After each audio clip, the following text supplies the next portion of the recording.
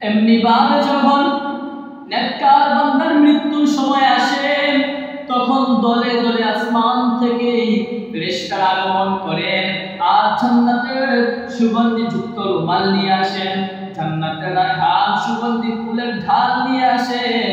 আর ওই নেককার বান্দাকে তারা জান্নাত দেখাতে থাকে। ওই নেককার বান্দা দেখতে থাকেন জান্নাতের মধ্যে হুরুল বান্দা তার জন্য অপেক্ষা করেছে। ওই জান্নাতের মধ্যে হুরুল বান্দা তার জন্য অপেক্ষা করেছে। ফেরেশতা তাকে সান্ত্বনা দিতে থাকে। তখন ওই নেককার বান্দার শরীরের থেকে রূহ বাইর হওয়ার জন্য এমন ছটফট করে যেমনি ভাবে বন্দি খাঁচার মধ্য থেকে পাখি বাইর হওয়ার জন্য ছটফট করে থাকে। ওই সময় ওই নেককার বান্দার যত সামান্য মৃত্যুর কষ্ট হলো তা সে আমলে দিতে পারে না, তা সে অনুভব করতে পারে না।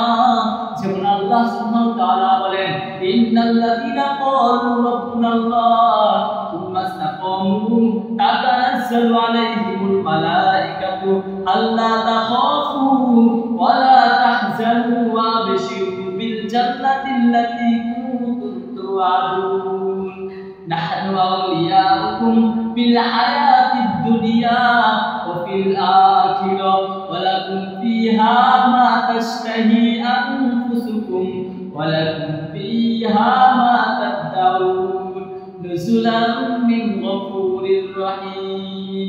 নিশ্চয় যারা বলে আমি আল্লাহ তাআলার উপর ঈমান এনেছি, নিশ্চয় যারা বলে আমি আল্লাহ তাআলার উপর ঈমান এনেছি আর তাতে অবিচল থাকে, তখন ফেরেশতারা অবতরণ করে বলে তোমাকে সেই জান্নাতের সুসংবাদ শোনো যে জান্নাত তোমাকে দিবে বলে প্রতিশ্রুতি দেওয়া হয়েছে। ইহকাল আমরা তোমার বন্ধু, পরকাল আমরা তোমার বন্ধু। ওই জান্নাত তোমরা তাই পাবে যা তোমাদের মন চাইবে, ওই জান্নাতে তোমরা তাই পাবে যা তোমরা দাবি করবে।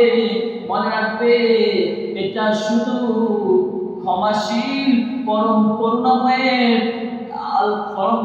আল্লাহ সুবহানাহু ওয়া তাআলার পক্ষ থেকে সাদর আপ্যায়ন।